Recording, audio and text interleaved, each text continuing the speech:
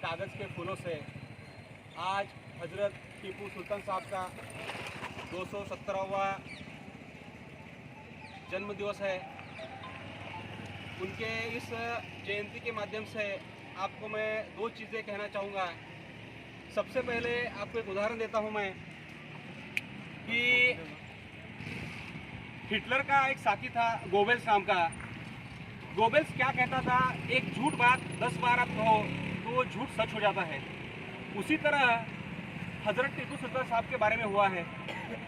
मैं हमेशा इस बात को मानता हूँ कि इतिहास जो है बनाने वालों का नहीं रहता, इतिहास लिखने वालों का रहता है, इतिहास उसको आगे बढ़ाने वालों का रहता है।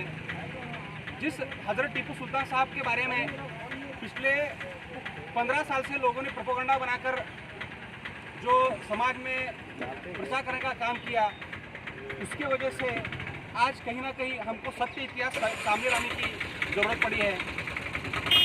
15 साल पहले आज जो लोग अपोज कर रहे हैं या जो लोग इसको ये करते हैं, वही लोग बढ़ चढ़ के हिस्सा लेते थे।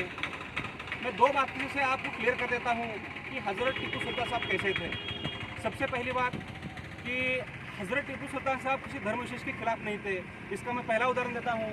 जब शंकराचार्य थे उस समय के, उस शंकराचार्य को टीपू सुल्तान साहब लेटर लिखते हैं तो उनको आदरणीय कहते हैं। हजरत टीपू सुल्तान साहब ने कितों लगभग 100-150 मठ और मंदिरों को उस टाइम सोना दान किया है। ये भी हमने हिस्ट्री में पढ़ा है। अब हमको और तकलीफ इन जो मनोवादी लोगों को होती है, उसका सबसे बड़ा कारण क्या है? तो उसके सबसे बड़ा पहले महत्वपूर्ण कारण है, हजरत टीपू सुल्तान साहब सबसे प्रखर विरोधी थे। तो वो थे जाति व्यवस्था के, समाज के शोषण के, समाज में चल रहे गैर बराबरी के सबसे विरोधक थे। इसका उदाहरण देता हूँ मैं। जब त्रावणकोर में हमारी जो बहुजन महिलाएं थी, उन महिलाओं को स्तन ढकने का अधिकार नहीं था।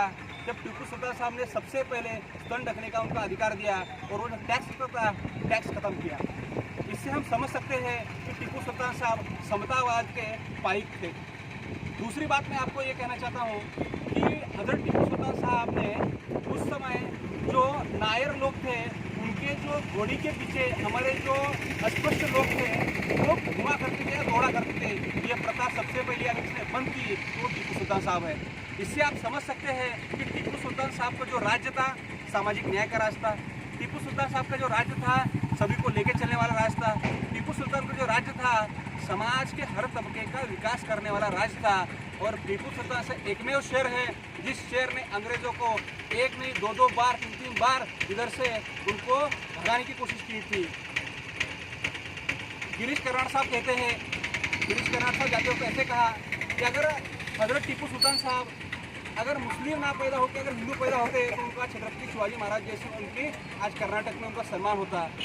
लेकिन आज परिस्थिति ऐसी है कि झूठ इतिहास, और ये झूठ बहुत साल से नहीं चला, ये पिछले 10 और 15 साल से इन लोगों ने आगे बढ़ाने का काम किया है।